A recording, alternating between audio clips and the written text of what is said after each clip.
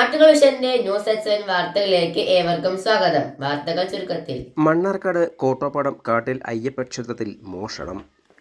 മോഷ്ടാക്കളെന്ന് കരുതുന്നവരുടെ ദൃശ്യങ്ങൾ സമീപത്തുള്ള വീട്ടിലെ CCTVയിൽ പതിഞ്ഞു.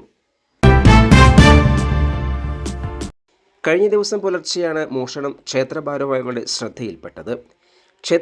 ക്ഷേത്രത്തിൻ്റെ പ്രധാന വാതിലിൻ്റെ മുൻഭാഗം പൂർണ്ണമായും വെട്ടിപ്പൊളിച്ചിട്ടുണ്ട്.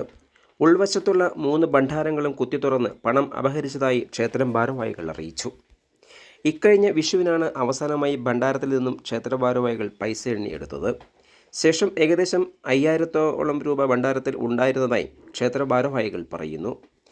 ക്ഷേത്രത്തിലെ ഉള്ള 2 CCTV ക്യാമറകൾ മേലോട്ട് തിരിച്ച ശേഷമാണ് മോഷ്ടാക്കൾ അകത്ത് കടന്നിട്ടുള്ളത്. കമ്പിപ്പാര ഉപയോഗിച്ചാണ് വാതിലുകളും മറ്റും പൊളിച്ചിട്ടുള്ളത്. പ്രധാന വാതിലിൻ്റെ പൂട്ടിന് 35,000 രൂപ വില വരുന്നുണ്ട്. മൊത്തം ഏകദേശം 50,000 രൂപയോളം നഷ്ടം സംഭവിച്ചതായി ഭാരവാഹികൾ പറഞ്ഞു.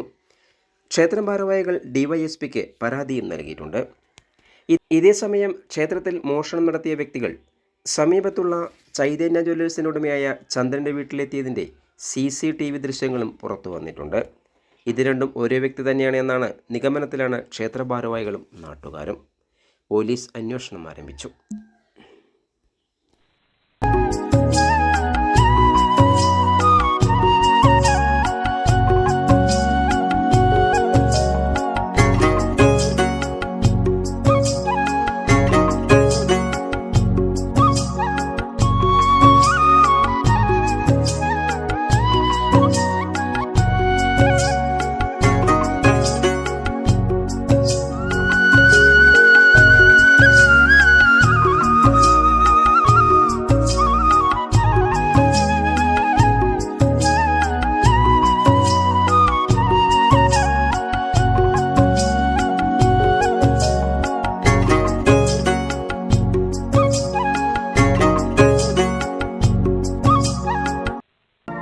വിദ്യാഭ്യാസത്തിന്റെ അർത്ഥവും ആഴവും തേടുന്ന ഒരു പാഠശാല. വെള്ളിനീഴിയുടെ പൈതൃകമുറ്റ മണ്ണിൽ പുതുതലമുറയെ ഉന്മേഷകരമായ ജീവിതത്തിലേക്ക് നയിക്കുന്ന ഒരു മാതൃകാ സ്ഥാപനം.